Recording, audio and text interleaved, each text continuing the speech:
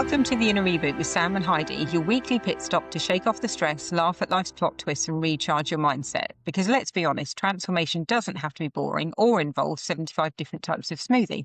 So grab a drink, smoothies if you must, and join us for the wins, the fails and the awkward bits, because sometimes the biggest breakthroughs start with an inner reboot and occasionally forgetting why you even walked into the room. Hello, hello, hello. Hello, we are back. We're matching. We're matching back in outfits. Not coordinated. That's so funny. But people, as you're able to then watch this eventually on YouTube, you will also probably notice that we wear a lot of beige, a lot of grey. Not like last week's Christmas jumpers. No, that was more fun, probably. Yeah. How are you? I'm good. How are you? Yeah, I'm good, thank you. Not bad, not bad. Awesome. So we talked last week about connections versus networking and what that means and how it feels, actually, how it makes us feel.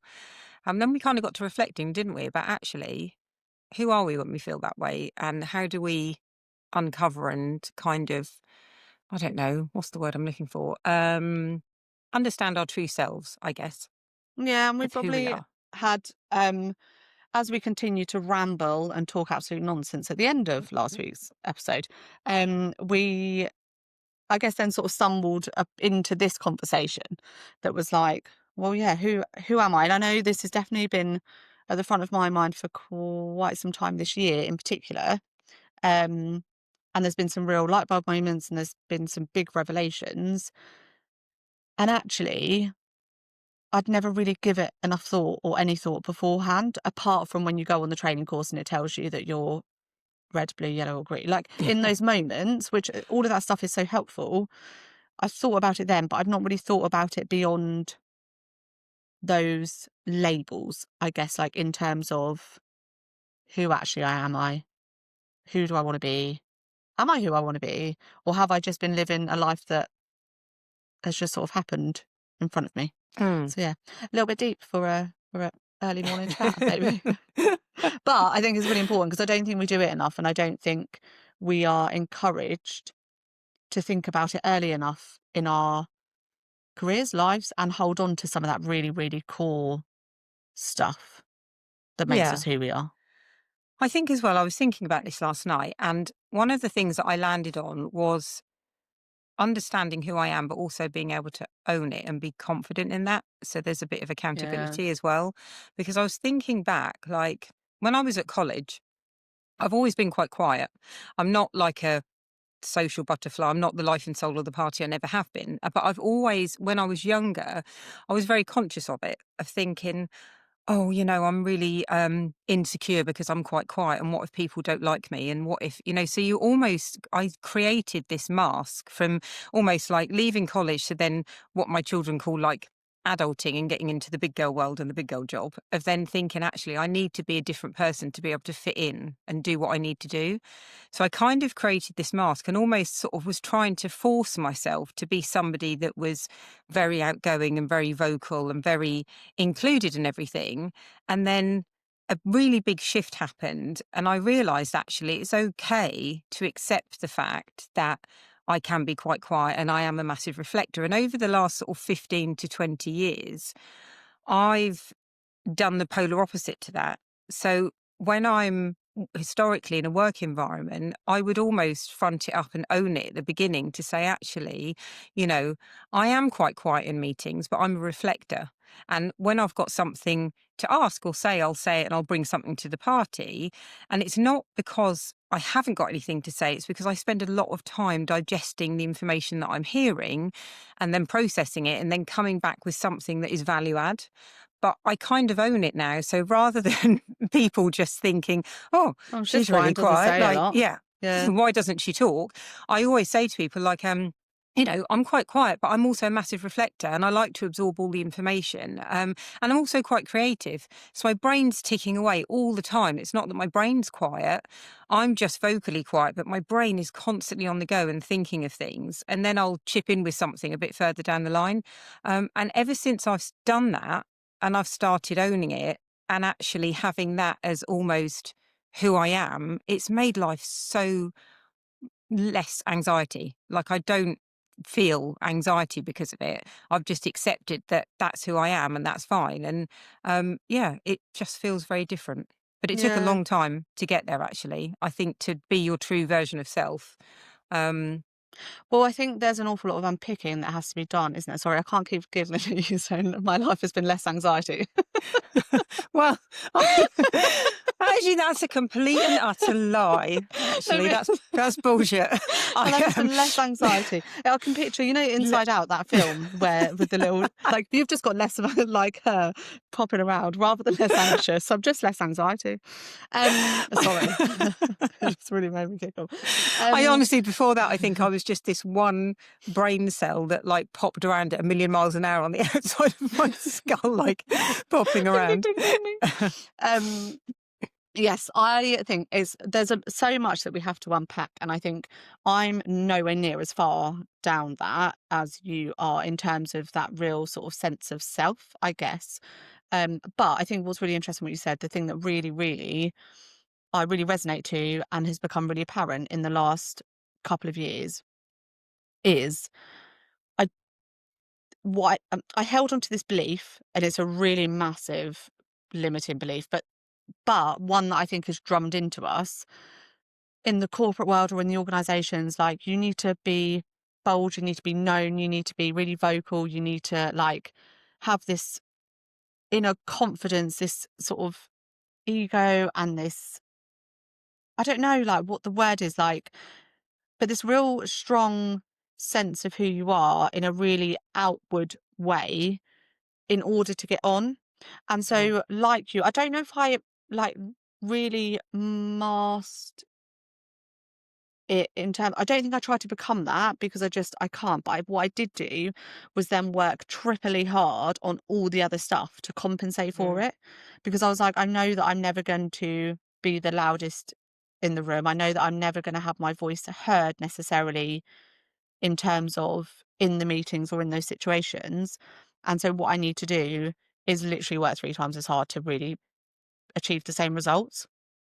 Um, or not even achieve the same results, but for them to results to be visible and to be seen, rather than, I guess, understanding now. I am I was also in the wrong environments and in the wrong rooms. Like, I didn't want to be that person. I couldn't be that person. And so therefore that's not a place where I would thrive. That's not a place where I'd really excel. And it was exhausting. And mm, so I think probably still masking, but in a very different way. And the realization now over the last couple of years, and with the ADHD diagnosis, and um, trying to really lean into identifying our strengths, and that so many little things have helped me understand and be kind to myself about who I actually am and how I like to work and how I do thrive and what that looks like. Um, but it's also, there's a lot of unlearning that you have to do to enable that to uh-huh. happen and to work in that way. There's a lot of unmasking, there's a lot of adapting, and there's a lot of changing your situations, which are super daunting and some of the scariest things that you can do in order to really understand who you are. And then I guess, but I also know of people that just know who they are and they've just been really in tune with it Mm. forever I'm and very really jealous of those sort of people. confident with it. Yeah, me too. Yeah. I look at them Me and I'm like, too. oh, I wish I was more you. I Sometimes I'm like, are to- you sure? Like, are you sure you're really sure? I totally empathise though with the draining thing and the feeling of having to work 3 times as hard just to get any traction or momentum. And it is absolutely draining. And it is exhausting. And I remember coming out of meetings sometimes and thinking, oh, did I speak enough? Did I do enough? Did I project Yeah. enough ideas? Or I Like, did did I? speak, and was that the right thing? Because actually, did Yeah, they all just look at me like, think I'm nuts. what the hell are you Yeah, on about? Like, you've missed the exactly. mark. Because Yeah. I don't know if you found, like, I also, it wasn't just the speaking up, it was the language. And like, Yeah. I still, uh, in my career, like at one point I got to, so I was heading up the L&D team in an organisation, and had like reached all of those goals that I thought that I was striving towards. But I still was like, I want an administrator, because not in a really not, and that's nothing against administrators, but in my head, I I'm not well educated, and I'm not academic, and I'm not like across all of the global world affairs, which is the world that I was in, were very much all of those things. And so I couldn't put things very eloquently, and I couldn't use the big ass fancy words, because I'd just look like a twat if I did, because I'd get them wrong. And so therefore, I guess it made me feel quite small, and that my authentic voice wasn't good enough, But it, because yeah, I get that, and I think in the world where we were operating, it's very people focused.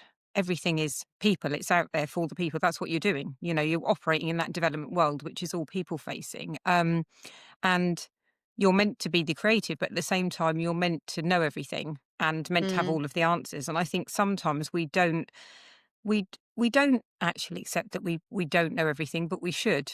Um, and I think to find who you are, like I'm not like that either. I'm not the person that can go in and talk and use amazing words and all of that. And I do stumble over some things that I say, and then I look back and think, oh, I must have sounded like a right idiot. You know, like nothing's making sense. And in my brain, it felt like it made sense, but it probably, when delivering it, I probably sounded like a squirrel on Red Bull. You know, because I would talk quickly, or I would stumble over my words, or people would sort of look at me. But then what was really interesting is over the years, as my journey went on, I would get feedback from people, and they would say, that thing you said in that meeting was really interesting. It really got me thinking about X, Y, Z. And I'd be yeah. like, really? Oh, first, I'd be shocked that they listened. But secondly, I'd also be shocked that they actually took something away from it, but were coming back to me, asking me more questions. And I think that's what, on a very, very long journey for years, that's what I started to accept, which is why I found it easier to then be comfortable in this place of, I am quiet and I am a reflector and I will add value, but I'll almost do it at my own pace when my brain's caught up and it's Yeah. ready. But it does bring something to the party still. So it's almost about saying, you know, you don't have to be the loudest person in the room to get your point across or your idea across.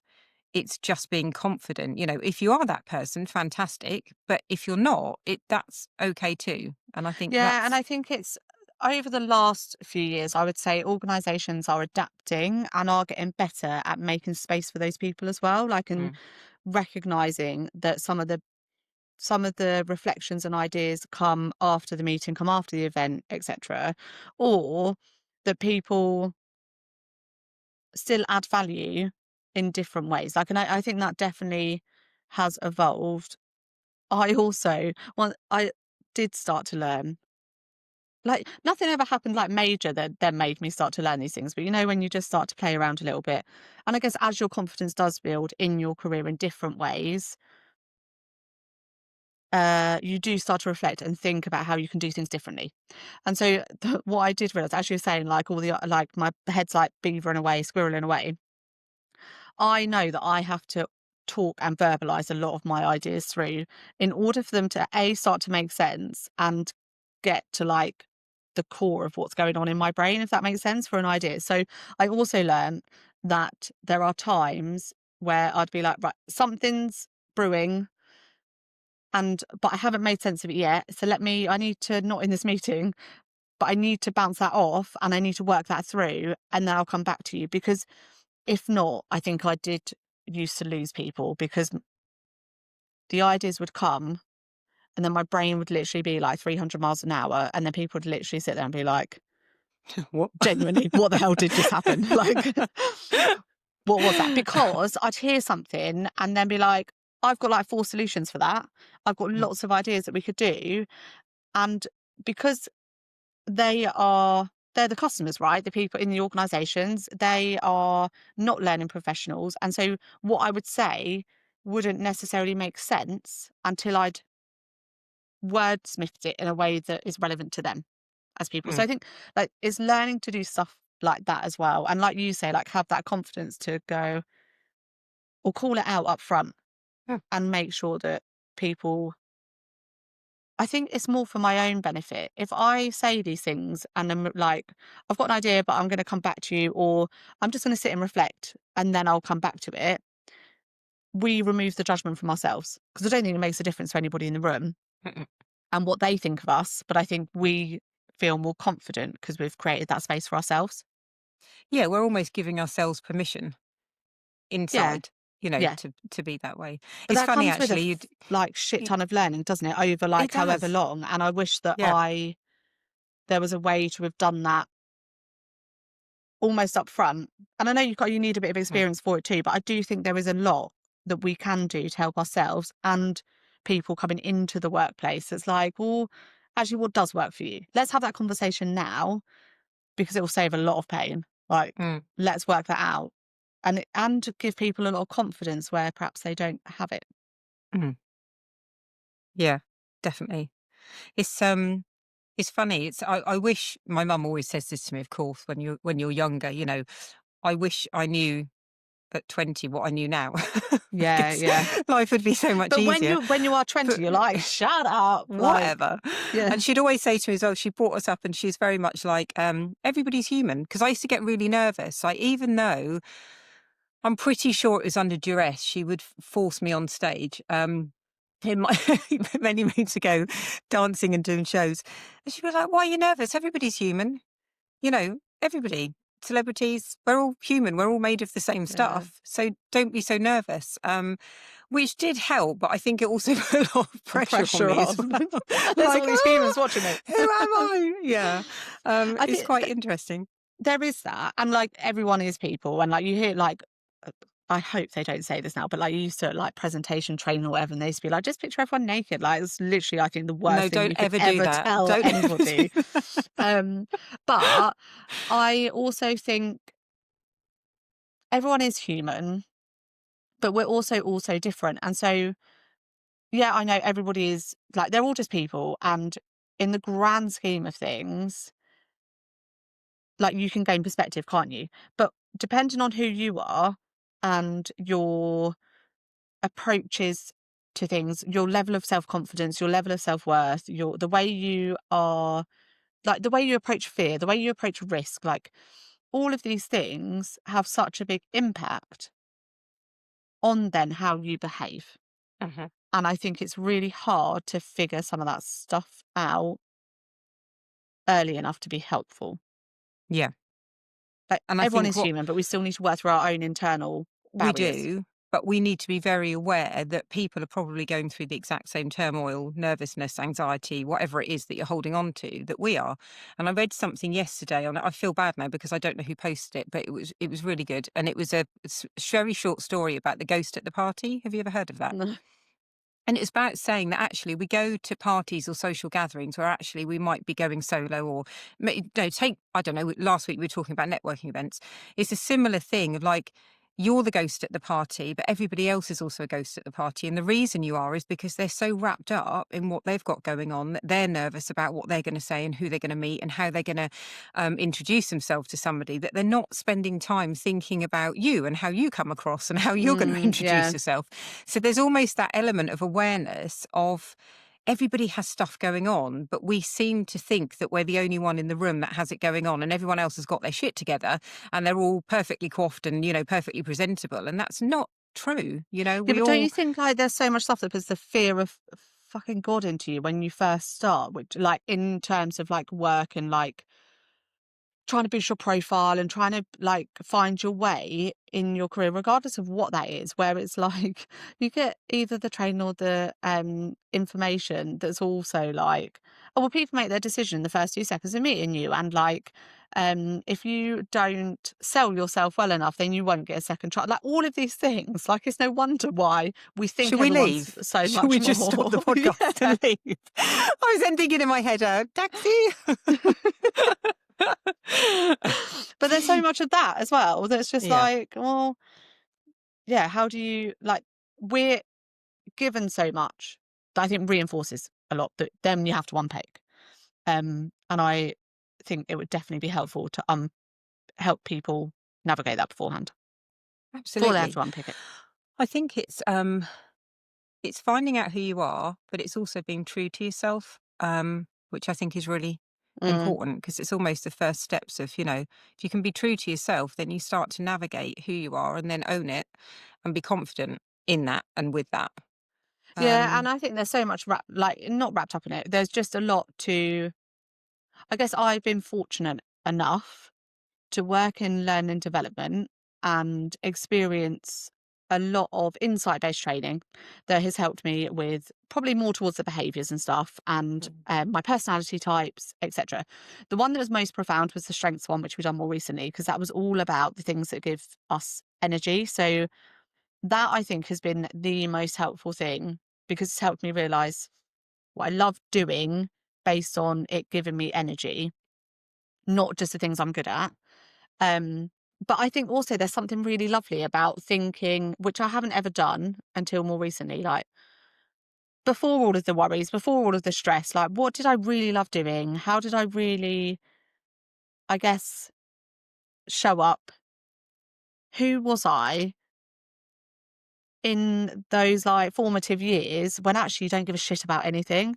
mm, And that's what I've sort of come back to, and everything's linking back to it really nicely. Like, for example, I really, really wanted to be a radio presenter because I just didn't stop talking shit all of the time, like constant, and like asking people loads of questions and being really interested in what's going on and how things operate and like just interested in stuff.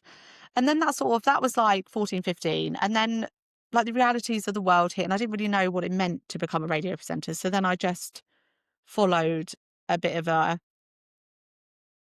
easier path, I guess, like least resistance, but one that my whole family and everyone around me had done. Like I just started doing the things that I was doing. And it was only this year when I started really thinking, this isn't what I want to be doing. I want to be doing something else. Podcasts are obviously now a thing. And so that helped. But it was only when I started talking about doing a podcast that then I was like, oh yeah, remember that time when I wanted to be a radio presenter? And it's basically the same blooming thing. Um, And well, it's not. I don't have to press a load of buttons and organise a load of stuff. But the reason I wanted to be a radio presenter is the same as the reason for doing this. Like finding out loads of interesting stuff, having a good conversation about it, etc. Um, so then it got me thinking more about who was I and what did I love doing. And I think if we all just done that a bit more and reflected on it a bit more mm. consistently, we'd probably feel more aligned to who we are. Because I think it just gets lost, doesn't it? Like you just become an adult and everything gets really boring. Yeah, and we end up slipping into things that we probably didn't think that we were going to ever end up doing. I've learned Yeah. something new about you today. I did not know that you wanted to be a radio presenter. I really did. So Yeah, that's I really really did. cool. Did not know that. Yeah. Yeah, mine was the same. Didn't want to be a radio presenter. Actually, to be fair, didn't really know what I wanted to be. Some things, but yeah, you slip into something. And then I was working in sales, and my manager said to me, "You're really good at selling," and I was like, "I hate it. I literally wake up every day and on my way to work, I try and think of ways of like scenarios, examples of how I could get out of work without phoning in sick. I don't know, some tree fell in the road or The phones whatever. have stopped That's working. it. Yeah, something like that, or the building's caught fire or whatever it might be. But yeah, I absolutely hated it. And she said, "But can you teach other people to do it?" And I was like, "Does it mean I don't actually have to be on the phone and actually I sell to can leave this stuff customers?" alone. She's like, "Yeah." I was like, "Yep, sign me up." Happy Um, days. and that was the beginning of the rest of it, of development and coaching and helping and all of that stuff. So sometimes we slip into things, and actually, maybe that's a skill that I didn't know I had, you know, Yeah, yeah. underlying, like very early on, not realizing that actually being able to impart information to others and them understand it and onboard it and do something with it was clearly something that I could do, but I didn't know was Doing unaware that it, I could yeah, I was actually do able it. to. So we often find ourselves in those moments where we kind of life just takes you on a journey and you end up doing something. But also going back to you saying about doing the strengths thing, it's really, really true because resilience was one of my energy drainers. And Mm, thinking about it, I kind of took to it thinking, oh, it's telling me I'm not resilient. That's not what strength was telling me. It was saying that resilience is a strength, but it's my energy drainer. So it's the thing that yeah. I'd like to do least. Um, because I've been through a lot over the years, and I feel like I am a resilient person. But now it makes sense as to why it impacts me so much and why I get so stressed, and then that makes you unwell, etc. It's because it's an energy drainer. But yeah, it is the strengths thing was really interesting. We've worked with quite a lot of organisations around strengths and psychological safety and how the two of them marry up, and the importance of understanding self and understanding what psychological safety is and how you can create these different environments. And I think workplaces are getting so much better now, like Yeah, you said definitely. earlier, about, navigating psychological safety for people and making them feel in this really great space where if you're quiet, you're quiet. If you're loud, you're loud, and it's all accepted. Well, But and also what you understanding each bring to the other. party, yeah, and it's how do you Yeah. make the most of that and maximize that collectively?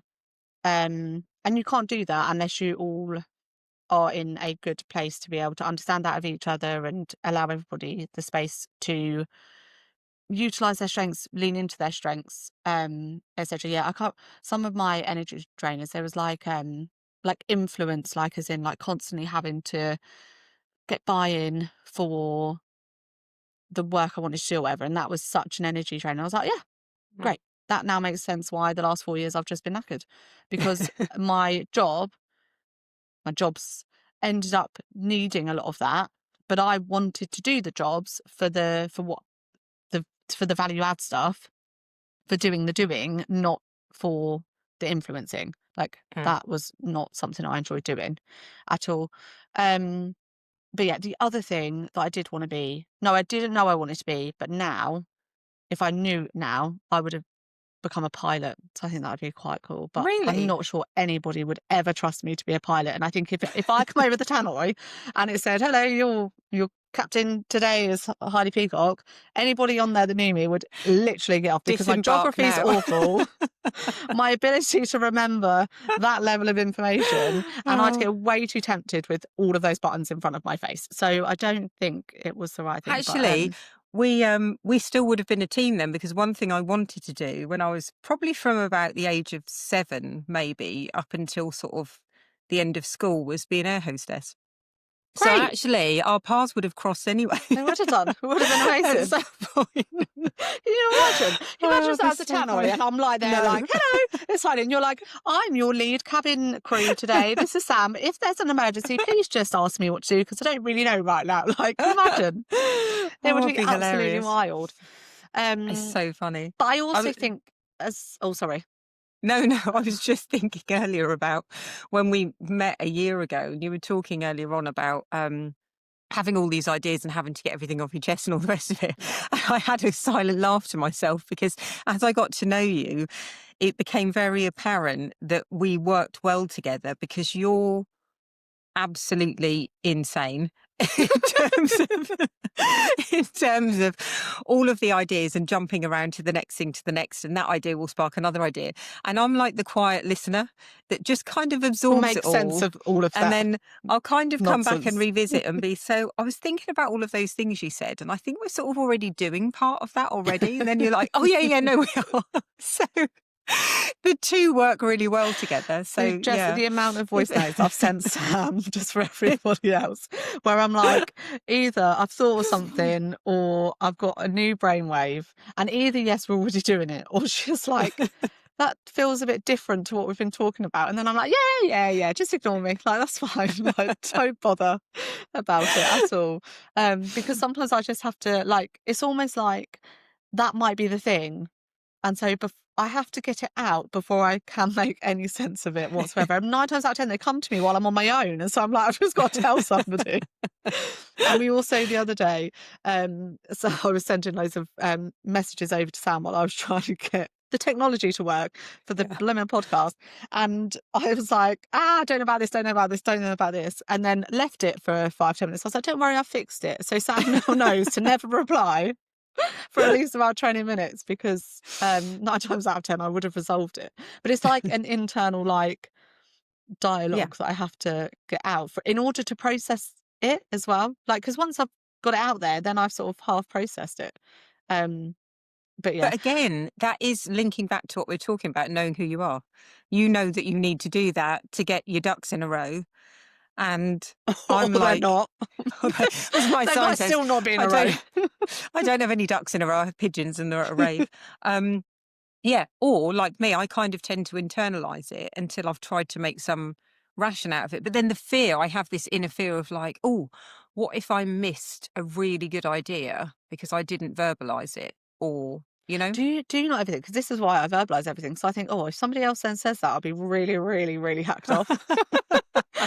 If somebody else then comes up with that idea, I'll be like, oh, well, I did have that in my brain. That was there. The other thing is like if you go back, because I think one of the easiest ways to find out who we are, like at our core, is like before before the seriousness and before we like had to do certain things and we had bills to pay and all of that stuff.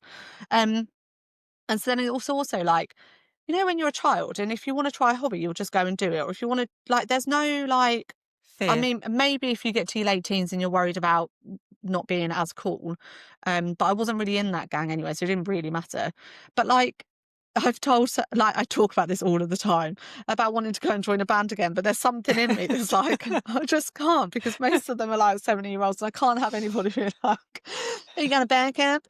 But then we were talking about how Yeah. normal that is if I was in the States, because Yes. like Yeah. Yeah. band is just such a big thing. Yeah. And so it's really interesting, I think, like what are the things that make up who we are that we should indulge more in that we Yes. just don't for various, some of it's like for Yeah. legitimate like don't like life's busy, etc. But there's probably quite a lot really that people as a whole and as a society we don't indulge in as much because Mm. of other our thoughts about other people's thoughts.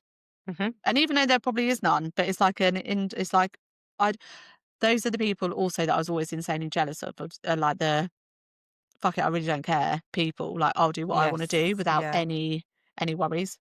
Yeah. I think that's such a cool strength to be able to, Yeah. It and is. a really cool way to be. Unless there are some people that go too far and then they just literally don't give a shit about anyone. I don't want to be one of those.